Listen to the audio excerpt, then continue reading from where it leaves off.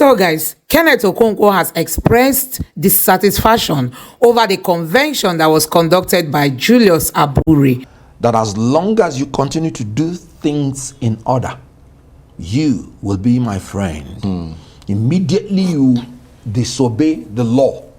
You know, Peter Obi will tell you, if you want to be His Excellency, the manner and the procedure that brings you to power must be excellent. I find this national convention less than excellent. And my principle is committed to due process and rule of law. That's why Nigerians, moved up to him. So guys, we all know that even Peter Obi himself is not in support of that convention. So Kenneth Okonkwo has come out to say he is no longer supporting Julius Abure. That Julius Abure enjoyed his support when he was still working within the confine of the law. But now that he's no more following the law, he has lost his support. He also went ahead to tell Nigerians what Mr. Peter Obi's stance is. Just a few months ago, the Labour Party was sitting on top of the political pile in Nigeria, loved and respected by many for its integrity and the hope of a brighter future that it offered Nigerians.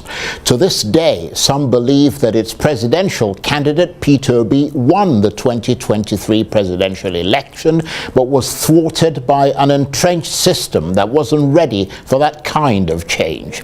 Many looked up to the Labour Party as a party that wasn't afraid to stand up against corruption and bad governance, a party that would perhaps one day lead Nigerians to the promised land.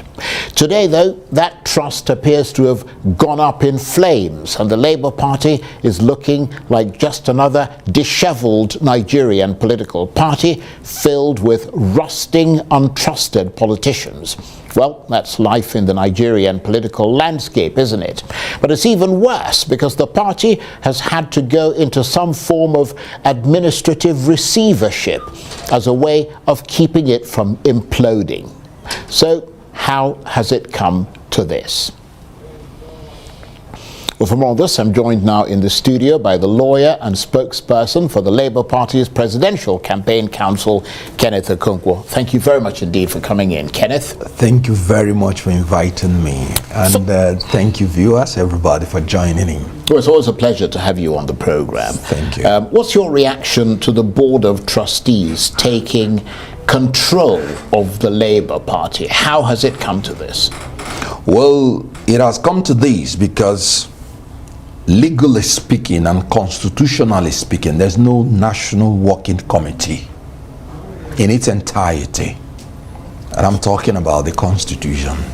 The Constitution of the Federal Republic of Nigeria, 1999, as amended, Section 223, it made it clear that the constitution of every party must have in it provisions and rules that must enable the election of its members on democratic basis.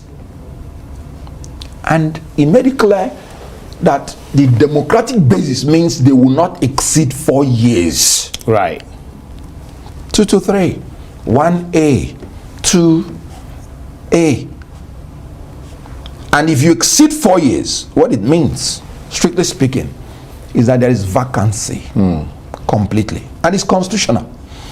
And again, you can't sit down and go to social media and conduct a convention and you call it a national convention. No, that's a social media convention. Well, even beyond that, INEC has dissociated itself from INEC that should. Convention. And what they did is quite legal and constitutional. Section 82, subsection 1 of the Electoral Act made it clear, before you do any convention, you must give INEC 21 days notice. And 82.5 made it clear that any convention done without such notice is invalid. INEC is not your football. You can't wake up 2 days and you tell them you're giving them notice for a convention that will be happening in your backyard and you want them to come. I mean, Are they jesters? This is a constitutional body and is a creature of the law. I've always talked about rule of law. I am going to side anywhere law is siding. And you know, it is pathetic and it hurts me when I read Article 8(3) of the Labour Party Constitution that said the objective is to create a new Nigerian personality that is patriotic, altruistic, transparent, and committed to due process and rule of law in all spheres of our national life. And then somebody wants to be the national chairman, and you cannot be transparent in a little thing as in convention. And let me tell you another thing. Well, before you go ahead, it sounds very clearly like you don't support Julius Abure, who was the chairman of the party. Labour Party is a creation of the law. It has nothing to do with Abure. Did they follow due process? No. I have nothing personal against Abure. I'm possibly one of the people that have defended him most. But when I was defending him, he was within the foundation of the institution of Labour Party. That as long as you continue to do things in order, you will be my friend. Immediately you disobey the law. You know, Peter Obi will tell you, if you want to be His Excellency, the manner and the procedure that brings you to power must be excellent. I find this national convention less than excellent. And my principle is committed to due process and rule of law. That's why Nigerians, you know, moved up to him. And you cannot expect the platform that he will be in not to follow his footsteps. Well, I'm going to come to that, your principle, in a moment. But lots of allegations against Julius Abure, including mismanagement, and I emphasize allegations. Yes. Mismanagement, corruption, suggestions he wants to take over the Labour Party. What's your reaction to all that? Do those allegations have merit? I mean, you're a member of the party. In politics, perception is very important. I am following Peter Obi because nobody has even made an allegation against him. He has been a governor for 8 years, has been a chairman of the bank, has held offices of trust. As a matter of fact, in page 61 of Ngozi Okonjo-Iweala's book, Ngozi Okonjo-Iweala, the WTO Director General, said he was the only governor that was crying that we must be saving something when we had excess, you know, crude reserves. If we had saved something, you know where we would have been as a country. Now, you are the chairman of a political party of such a man, and the renegade group that started this accused you or alleged you forged something. The former national chairman of the party, a woman, alleged that you forged something. Your national treasurer alleged that you forged something. NLC alleged that you forged something. Everybody, the candidates that were in for the election in 2023 under Labour Party, some of them alleged you forged something. The perception is simply, the optics is simply not good. If I were him, I would have used this opportunity to rest, to take a leave, so that all these allegations would take a leave. Because in Nigeria, knowing what Nigeria is, if he has honorably stepped down, those allegations will honorably step down. But now he has subjected himself to going to face the consequences of what he did. I never defended anybody who offends the law. But let me ask you this, though. Yes. Is the problem right now in the Labour Party Julius Abure? I'm trying to assess how dire the situation is. I mean, is it just him, or is it politicians, members of the unions belly aching about something or nothing, or is the subtext clear? The level of despair now pretty obvious? I mean, somebody said in their competence they're masking their incompetence. I mean, blurring the vision of the entire country. Is it that bad, or is it just Julius Abure? Because, well, I'm happy as you said, you used the word optics. It's sending the wrong optics to the country. Absolutely. Well, I'm glad that you made mention of the union.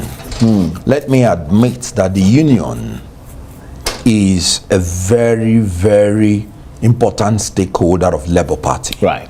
But let me make it clear, and this is where I think they exceeded their boundary. Labour Party is not owned by the union. Labour Party, by Section 77 of the Electoral Act, is a body corporate with perpetual succession and a common seal that can sue and be sued in its name. So nobody owns a body corporate. Once you register a political party, just like even the ordinary limited liability company, has a life of its own. Good. In Section 222 of the Constitution of the Federal Republic of Nigeria, any association that is not open to the membership of every citizen of Nigeria cannot be called a political party. So the members of Nigeria who are members, the citizens of Nigeria who are members of Labour Party, they are the ones who govern Labour Party through their management of Labour Party. So nobody owns any political party. Political party has a life of its own, but they may be the founder. Just like you have founders of PDP, APC, some of them that the names are even there may have even relocated to another party, and that does not make the party dead or anything. So I agree they are important stakeholders, but please, they should refrain from using the word that they own Labour Party. Labour Party constitution is different from NLC constitution. So by virtue of the Constitution of the Federal Republic of Nigeria, once INEC registers a political party, the membership is very clear. They have to file the register of the members of the political party, file their constitution, file any alteration of the constitution, and once it's done, it becomes a body corporate. So nobody owns Labour Party. That's a very important distinction, and I'm glad you brought that up. But they are very important stakeholders, and they're very influential in the party. Ordinary. It's a bit like the unions and the Labour Party in the UK. It should be the party for the workers, but the workers also, they have to step up their game. They have to make sure that all their members from the wards take over membership of Labour Party. If you want to own Labour Party, it's possible with your number and all those things. You can actually get your members to register as members of Labour Party, and from the ward, when they are doing the congresses, fill in your members, let them go and contest.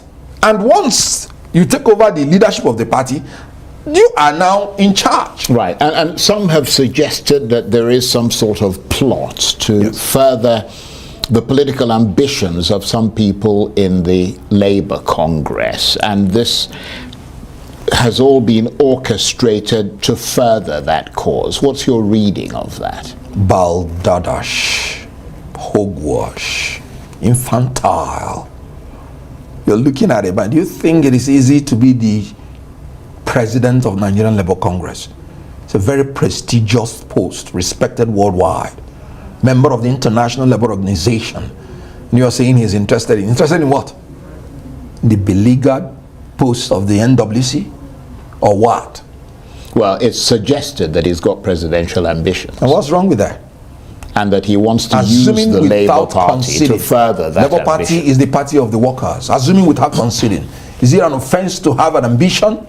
In any case, I know they supported Peter Obi very well, and I know that allegation is a blackmail, but even without conceding to it, assuming without conceding, what's wrong with it? Yeah, but when the NLC starts to say, as you yourself pointed out, that they own the Labour Party, it suggests that they want to take some kind of ownership of the party now in its present form, and essentially co-opt it into their sphere. Now there is a lacuna, because as I'm talking to you, Labour Party does not have leadership, and as important stakeholders, there's nothing wrong in their moving in to salvage the party.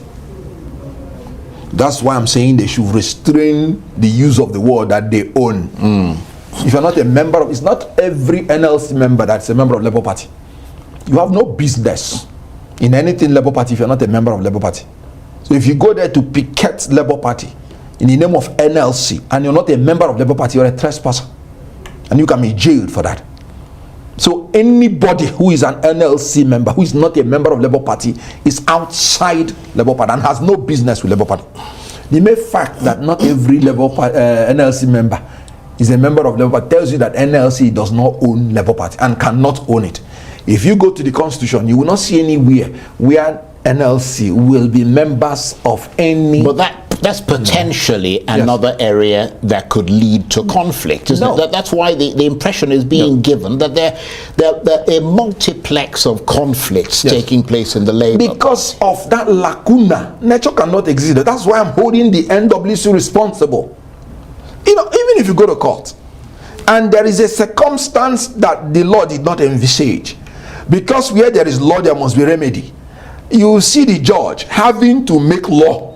Yeah, but even in order to provide the remedy. Yeah, but a lot of people have gone to court from the Labour Party in recent times. I mean, the court has often found against them, but that doesn't stop them from still agitating and further dividing the party. Now, let me tell you, what happened is that when a man has a sinister motive, he tries to foist a fait accompli on the system and bring a situation of anarchy, so that it will appear as if he must be allowed, because in default of not allowing him, you will say there is no other option. No. In law, there is an overarching principle that you cannot benefit from your own fraud. You cannot, as an Abure, not do the right thing by law and benefit from it. No, it is an overarching principle of law. So when such a thing happens, NLC is an important stakeholder. In our constitution, Labour Party constitution, NLC has the right to elect one deputy national chairman.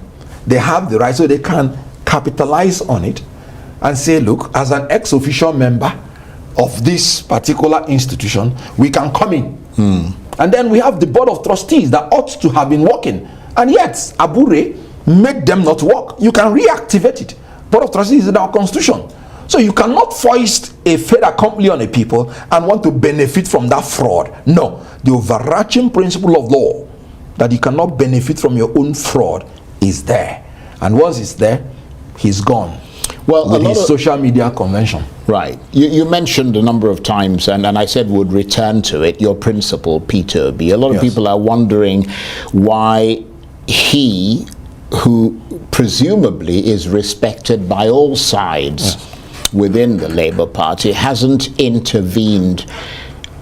Well, maybe he has, I don't know, privately, but hasn't intervened in a public way, because this has become a public scandal, to try and sort this matter out before it went embarrassingly public. Good. You know, in section 82, subsection 3, the Constitution, the Electoral Act is very clear that it is all members of Labour Party that should elect the leaders of Labour Party, or duly elected delegates from the words. Did you hear any word Congress? Did you hear any state Congress? The law says it is only the duly elected delegates from these words that can elect a national convention. And then from nowhere, I heard it in the social media, from nowhere, people are giving notice of a national convention. You know what? When people have been operating at a kindergarten level and suddenly you catapult them to the university level, the area of responsibility might be too much for their little mind to comprehend. I think these people are having a problem from graduating from the Labour Party that is unknown to the Labour Party that has 6 million followers to their leadership. Labour Party that has a governor, the ones allocated to us because we had more. Labour Party that defeated an incumbent in his own home state, in his own DG state, in his own national chairman state, and in FCT denied the incumbent 25%. I think they have not grown their mentality to accommodate such leap. And if they don't, the best thing for them is to step down. Backyard national convention or social media convention cannot contain that largesse. Or perhaps the best thing would be for Peter Obi to leave the party, because some have suggested that he himself has lost faith in the Labour Party and is planning to depart. I mean, what light can you shed on that? Now, Peter Obi is a due process man. He allows things to play out according to law. He as a human being, he hates the idea of dictating to people. He believes we are in a democracy. He believes that he is a presidential candidate, and then that the leaders of the party ought to do what is right, and then the system should have a way to correct itself. He's not a man that wants to lord things over people. It may, in Nigerian situation, it may work in one way and may have problems in another way, but then it means he will never compromise due process and rule of law. So this situation now in Labour Party, he is allowing the system to take care of it. He doesn't want to dictate to the parties. That does not mean that normal dialogue is not going on. And of course, as you proceed to 2027, I've said this before, democracy is built on dialogue and compromise. And when you're confronting an incumbent, there is no association that you will not be interested in. So of course there could be measures, there could be any situation. Yeah, but in these circumstances, there could be a reformation of Labour Party. I'll tell you one thing. In these circumstances, Labour Party will get out of this. Well, the point I'm making is they will sink. Right. Well, that's actually, yeah, that's a good point. Yes. It'll be one or the other, wouldn't it? Absolutely. But I mean, you talked about a merger, and that's something that's being discussed very, very seriously. Yeah, sure. What would, in those circumstances, I mean, the Labour Party would be limping into such a merger. No. And could potentially bring the chaos within the party into such a merger. And that makes it look very unattractive politically. 2023 is about Peter Obi, not about Labour Party. Anybody who is bringing Peter Obi on the table... You mean 2027 that's coming up? Or in any political permutation, is bringing the new Nigeria, the new third force, is bringing absolute victory into whatever is done. Right. So you are talking about a political party. We are talking about, when you come to election, you talk about candidates. Peter Obi electrified Labour Party. Peter Obi has no business to lose sleep about whatever is happening in any political party. How many months did he join Labour Party? And he made what he made. People are loyal to his person. The new Nigeria is loyal to his person. And presumably, he'll take the obedience with him wherever he goes. That's a hypothetical question. But I'm telling you that obedient, Obi is the Obi in the obedient.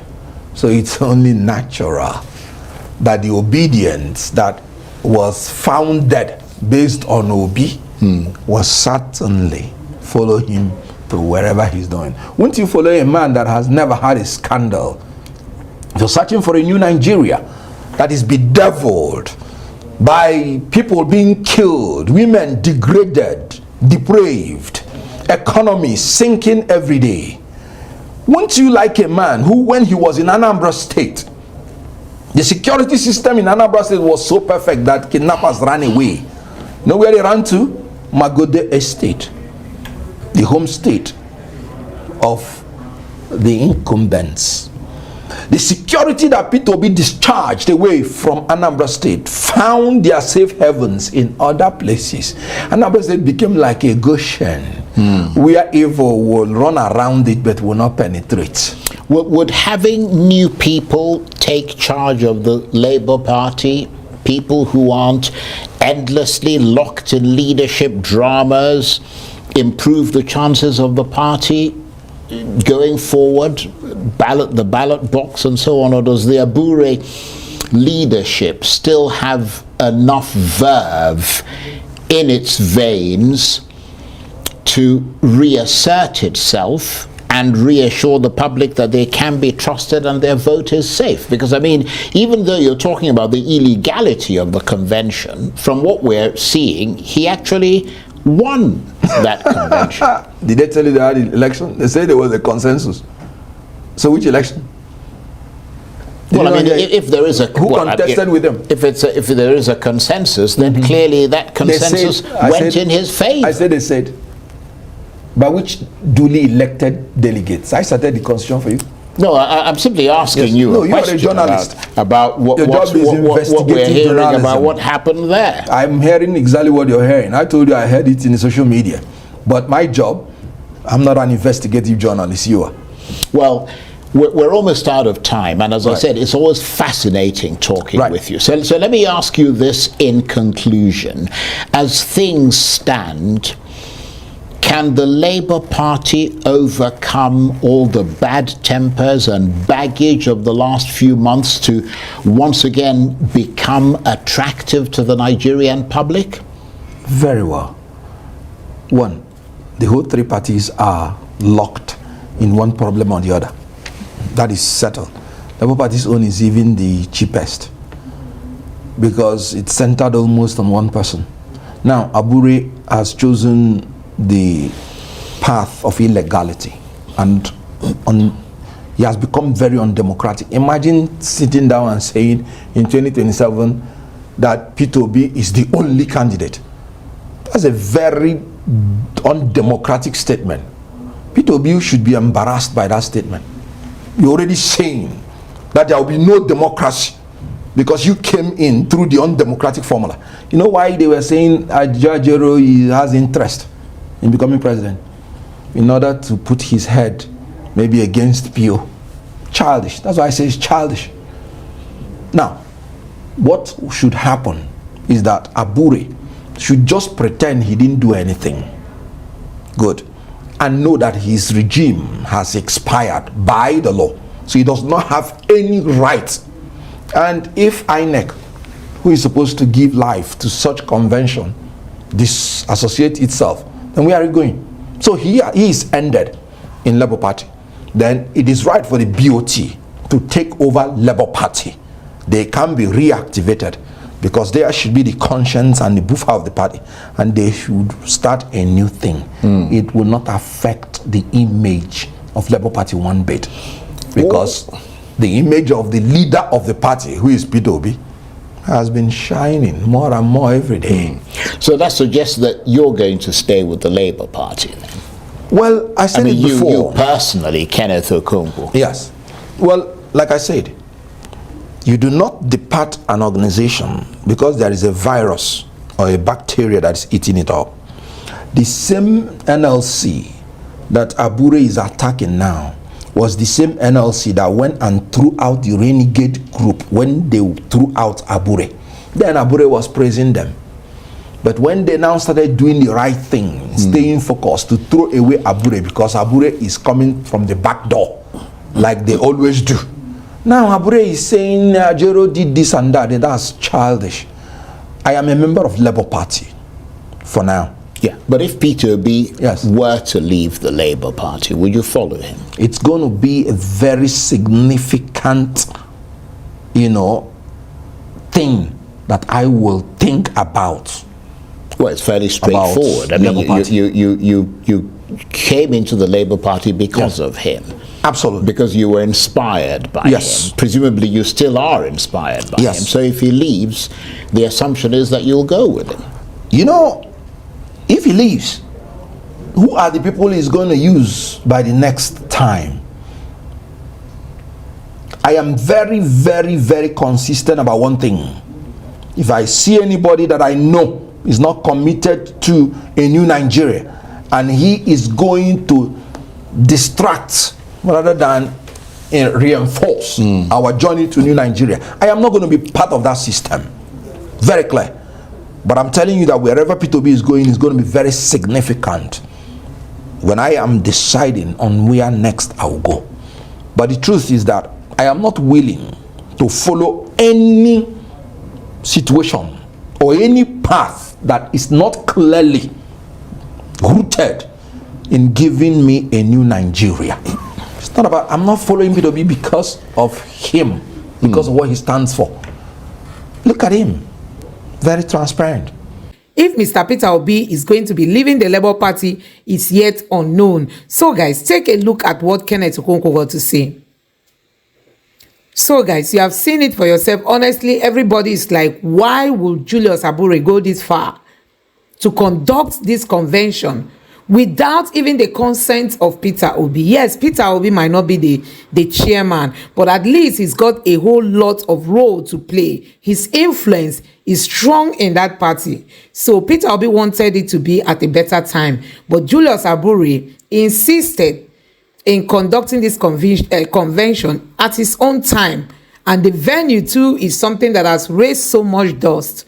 So guys, a whole lot is happening. Some people keep saying, must he still be the chairman of the party? Why must he insist on remaining on that in that position? So guys, let me know what you think about this in the comment section below. Drop your thoughts. Don't forget to subscribe to the channel, turn on the notification bell. Please give this video a like so that YouTube can recommend it to others, and drop your thoughts in the comment section below. Thank you.